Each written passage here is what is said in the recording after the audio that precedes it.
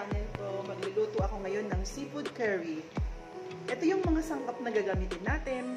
Ang ating hipon na sobrang sarap. Sorry lang, natawa lang po ako kasi nagulat yung anak ko. Ang tahong na pinakulo na ng mga 3 minutes lang.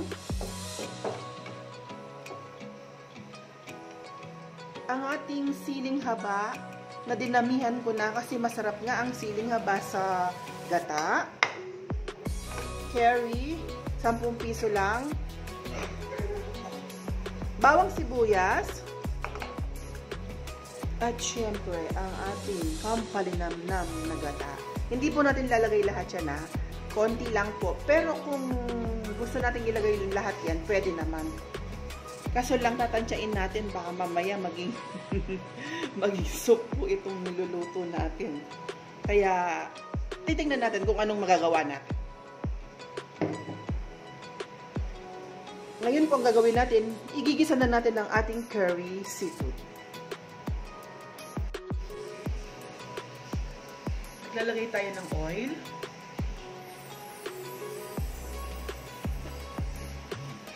Wait lang po. Tulog po yung mantika. Pag sa sobrang umuulan po kasi rito eh. Kaya yung mantika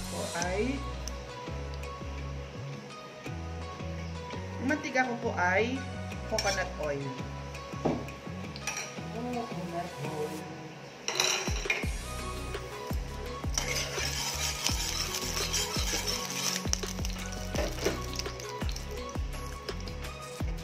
Maglalagay po ako ng bawang sibuyas.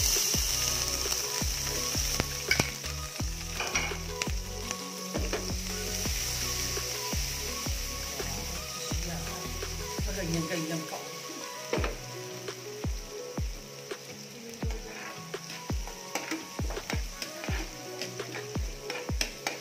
Hintayin lang po natin mag-brown yan, yung bawang at sibuyas. Hintayin natin mag-brown.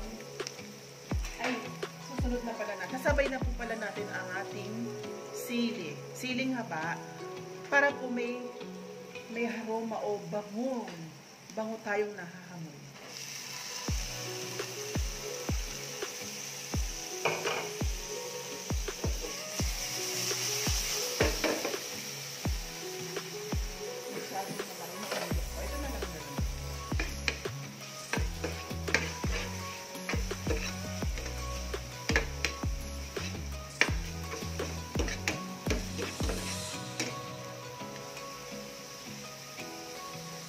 Next naman po ang ating hipon.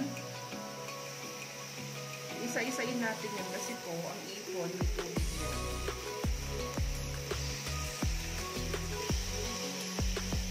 Igisa muna natin yung ating mga seafoods para po mawala ang lansa bago natin lagyan ng sabaw.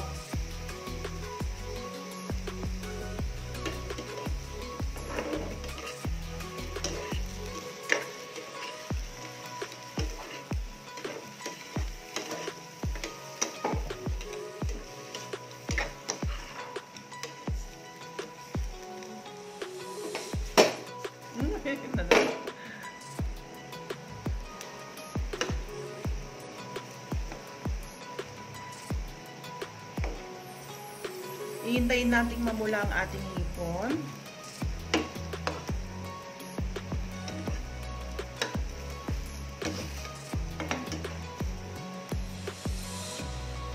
Maglalagay tayo ng salt.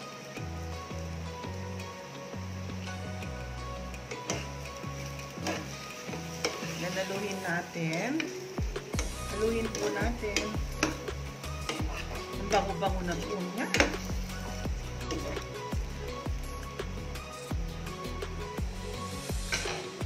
Isusunod na natin ang ating mussel, ang ating tahong.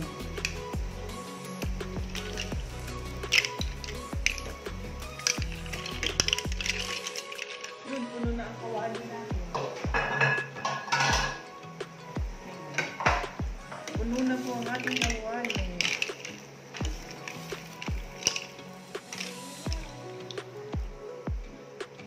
Yan po siya. Gagawin ko po ngayon, tatakpan natin siya. Hintayin natin maluto ang mussel at saka shrimp. Bango. Nangangamoy na po. Sarap. Ang sarap po. Ay, marinig ka sa video ko. Maglalagay na po tayo ng gata. Lalo siyang sasarap. Pwede natin ilagay ito lahat para mas marami tayong sabaw. Yan po, nilagay ko po siya lahat. Purong gata po yan. Then, pag naglagay na po tayo ng gata, pag nagluluto tayo, dapat wag nating tatakpan. Pag tinakpan po kasi natin magtutubig yan. Kaya hindi ko na po siya tatakpan. Hintayin ko na lang maluto yung gata. At titimplahan na lang natin ng curry. Maliit po yung kawali natin. Nandito na po. Wala akong magagawa. Hindi ko na siya pwedeng ilipat. Ang susunod nating lalagay ay curry powder. Binili ko po 10 pesos lang. Ang paglalagay po ng curry dapat dahan-dahan. Huwag pong ilalagay lahat. Kasi baka mamaya masyadong strong yung aroma niya. Pwedeng magustuhan ng iba, pwedeng ng ibang kakain, pwedeng hindi. Pero ako, alalay lang ako sa paglalagay. Ganyan. Naan natin yung apoy. Natira pa po.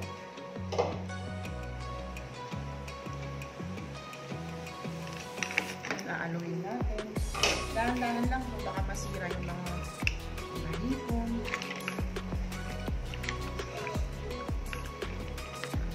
Buhusan po natin ng konting tubig yan, para hindi masyadong daling masunog yung ating gata. So, lalagyan ko po siya ng konting water. Matubig-tubig po siya. Okay lang po yan kasi kahit po siya may ganyan karami yung kanyang yung pinakasoup niya, may lasa naman po yan. Kasi nga yung mga bata mahilig sa sabaw. Sa sabaw. Kasi sinasabaw po sa kanin. Asan natin po. Titikman ko po siya. Kung ano. Ito na lang po. Wow, sarap. Okay na yung, para sa akin okay na yung, para sa akin po okay na po yung kanyang curry. Medyo matapang na po yung lasa. Kaya hindi na po tayo maglalagay. Tama na po yung curry na nilagay natin. Pakuluin lang po natin siya ng pakuluin hanggang sa maluto. Maglalagay po ako ng paminta. Pwede pong lagyan ng luya to. Pag naggisa po kayo, sabay nyo na yung luya, bawang sibuyas. Ako po hindi ako naglagay ng luya. Kasi po hindi ko talaga gusto yung lasa ng luya. Sa tinola ko lang siya type. Kaya po bawang sibuyas pwede naman po yun. Po, kumukulok-kulok-kulo na siya. Ang sarap na.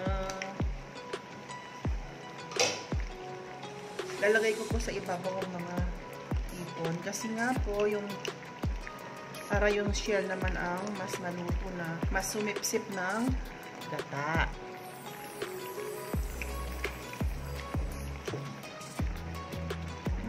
Sarap.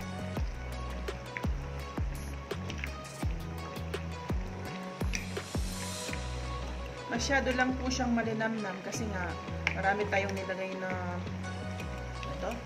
marami tayong nilagay na gata. Kaya po, expect mo lang na malinamnam na siya. Malinamnam siya talagang masarap, mas masarap. Kasi nga, hindi tama yung kumbaga, hindi, medyo sobra ng konti yung mga ingredients natin, hindi yung tama na. Then po, susunod natin ilalagay ay siling pula. Lalagay po tayo ng siling pula para may hanghang ng konti. Putulin ko po siya. Then, itong maglalagay uli ako ng siling haba. Oh, sarap naman.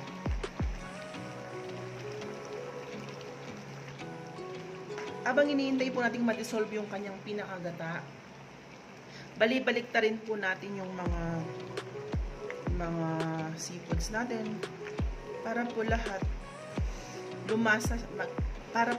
kumapit ang lasa ng gata. Siyempre yung nasa taas po, itong nasa baba, tataas natin. Yung nasa taas, ibababa natin para kumapit yung lasa sa gata natin.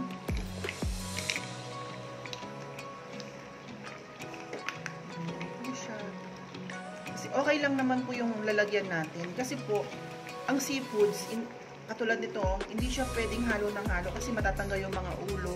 Tapos yung mga shell, tong tahong natin, mawawala yan sa pinaka loob niya kasi nga sa kakahalo. Okay lang yan. Yung alalay lang sa halo.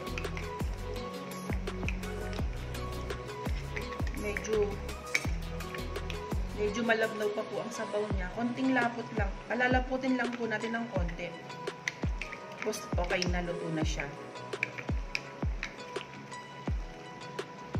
Advice ko lang po sa inyo, pag nagluluto kayo ng gata, kailangan po dagdagan nyo ng siling haba.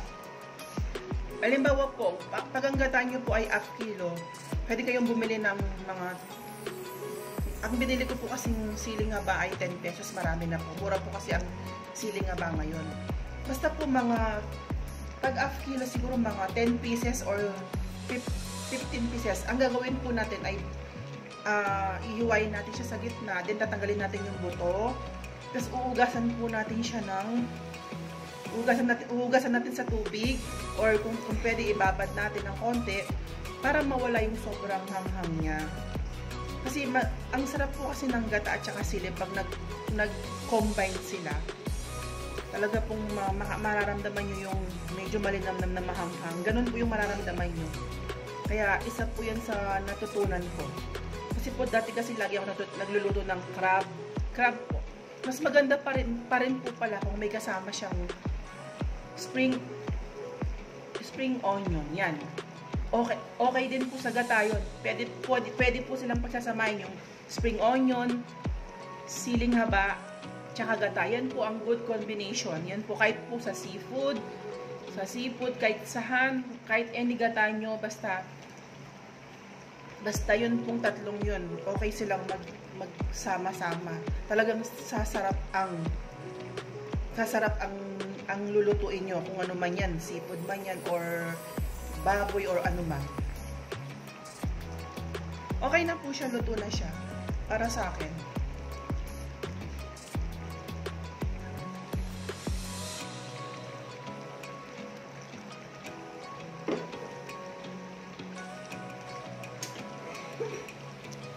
Yan po, luto na po ang ating seafood curry. Luto na po siya. Ilalagay ko na sa lalagyan. Yan siya.